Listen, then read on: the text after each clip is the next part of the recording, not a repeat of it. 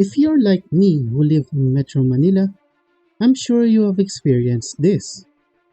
It's traffic here, it's traffic there, there's traffic everywhere.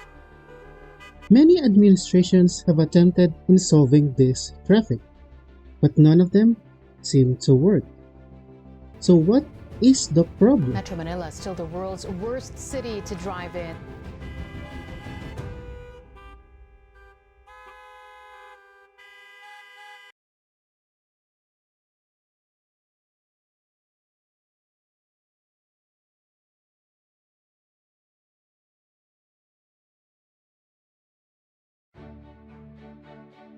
Traffic in Manila actually has a long history.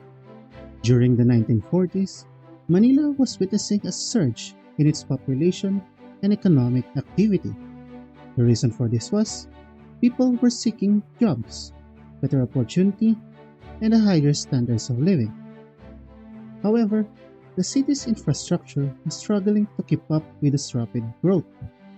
As a result, problems started to arise, and one of them is traffic congestion.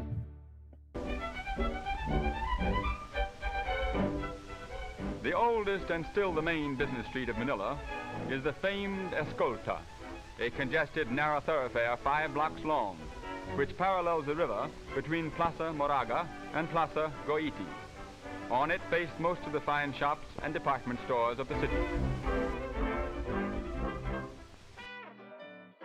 As a response to these challenges, Manuel L. Quezon, who was president at that time, signed Executive Order 400 and created Greater Manila. Well, now we call it as Metro Manila. The idea was, by merging the different municipalities, was to improve the coordination and management of the whole region. And this led to the construction of the Epifanio de los Santos Avenue. Edsa was once hailed as a solution to Manila's traffic problem. A bypass road to provide faster and efficient route for the commuters for the northern and southern part of the region. The North-South Circumferential Road. You know, it's not just EDSA though. In fact, we built an extensive network of roads, including 5 circumferential and 10 radial roads. And with the ongoing construction of C6 and many more incoming, all of them are designed to decongest Metro Manila. But all of them sorely failed.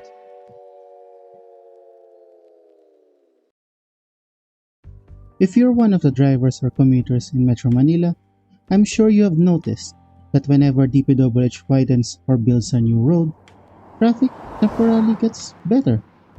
But after a few months, more and more cars start showing up, and you are again greeted with traffic.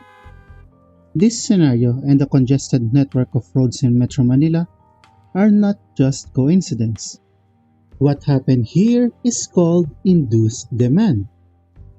Basically, the new road created more demand for driving because it is now easier and faster to get around.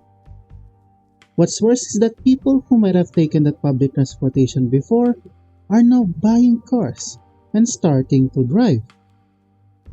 And to make matters even worse is that people who used to avoid the area entirely are now more likely to drive through it, realizing that they can get to their destinations faster using the new road.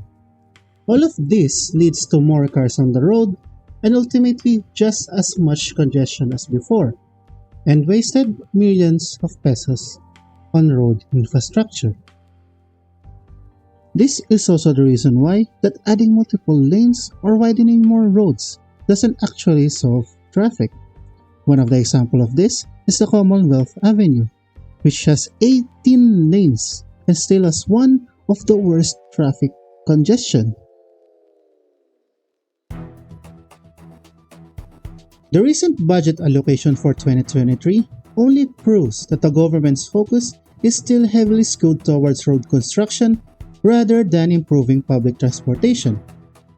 This is a problem because building more roads only perpetuates the problem of induced demand Meanwhile, the DOTR, whose purpose is to improve public transportation, received the smaller portion of the budget. Additionally, maintaining these roads are not cheap.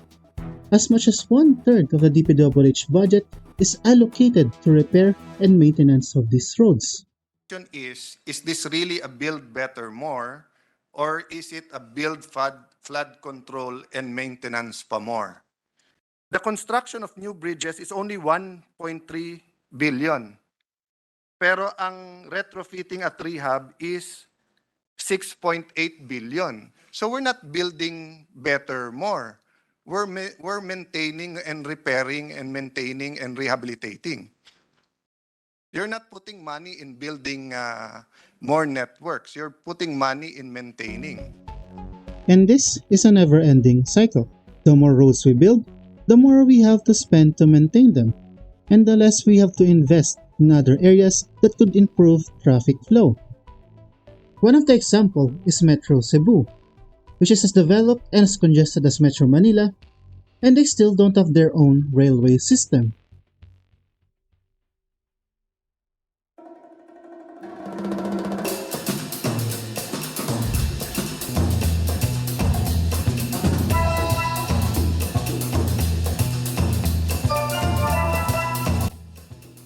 From Singapore's extensive mass rapid transit to Bangkok's efficient SkyTrain, and there's Kuala Lumpur's modern and well-connected light transit system. And let's not forget about Tokyo's vast railway network. And then we have the Philippines. Yes, these three lines supports more than 13.4 million people in Metro Manila alone. And it's becoming clear that our public transportation is being left behind. And in fact, according to multiple sources, we are ranked 116th in the world in terms of the length of our rail network. And when it comes to quality, we are ranked at lowly number 86. To put things into perspective, the Philippines scored lower than most of the Southeast Asian countries. And the sad part is that the original proposed train system from Metro Manila was 5 lines of trains and included the modernization of PNR. And according to that study, this would have accommodated the rapid growing population of Metro Manila. But unfortunately, it was set aside. The reason why public transportation works so well is explained by this diagram. This is a corridor capacity diagram. It shows how much space is needed to move a given number of people through a certain corridor. And what it reveals is that public transportation is far more efficient than private motor vehicles. And in fact, according to DOTR, that a single MRT train set is equivalent to 927 cars. Think about that for a moment. Instead of 927 cars clogging up the road, we could have a single train set.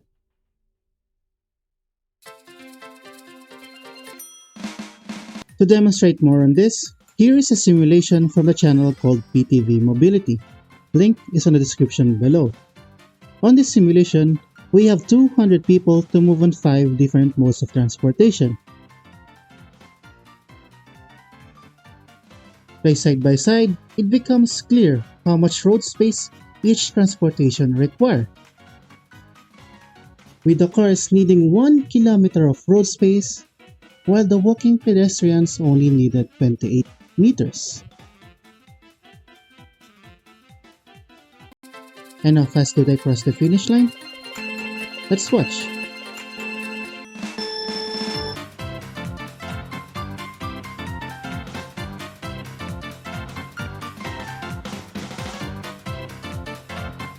To no surprise, buses and trains finished first in around 30 seconds, followed by the walking pedestrians in around 38 seconds.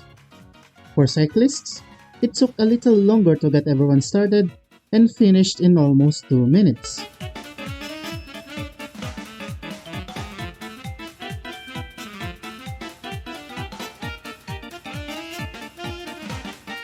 And for cars, it took them 4 minutes and needed 1 kilometer of road space just to move 200 people. In 2012, a study made by JICA found that Metro Manila had a daily traffic demand of 12.8 million trips, with 69% of those trips are made by public transportation. And yet, when we're talking about road space, 78% is occupied by private motor vehicles, leaving only 22% for public transportation. Well, that was a study more than a decade ago. Since then, things have gotten worse. Recent reports by MMDA suggest that ever since 2012, Metro Manila has been experiencing a transport collapse. What this means is that the region is now short by 2.8 million trips on daily public transport, with a 46% surge in private motor vehicle trips and a 14% drop in bus and jeepney trips. And in 2015, just 3 years after the study, public transportation trips are down to 48%. To make matters even worse, EDSA is way beyond its capacity.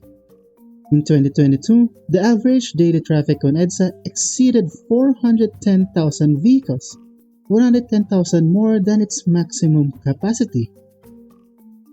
And the data shows how much the transport collapse affected EDSA. That ever since 2012, the vehicle volume is rising every year. And guess what? 92% of those were private motor vehicles. But it doesn't stop there. According to a recent survey conducted by BCG, a whopping 84% of Filipinos in Manila are planning to buy cars within the next 5 years. And the auto companies are already showing a surge in sales since 2022 and early 2023.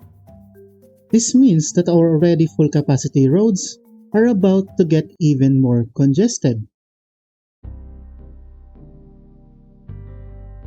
I mean, can we really blame them? It's clear that our current public transportation is at a sad and miserable state. Look at this: lengthy queue lines at train stations, long wait times for jeepneys, buses, and other public utility vehicles. And look how pathetic sidewalks are. And don't get me started with these poorly implemented bike lanes. These are just some of the issues commuters face every day. And no wonder that more and more Filipinos are switching to cars. And yet here we are, still clinging to the idea that building more expressways and highways is quote-unquote the progress, when in reality it only makes it easier for private motor vehicles. But this should be a wake-up call for all of us. It's time for us to re-evaluate how we tackle solving traffic. And perhaps we are missing one of the fundamental points of traffic management. That traffic should always be about moving people and not cars. And I hope this changes the way you think.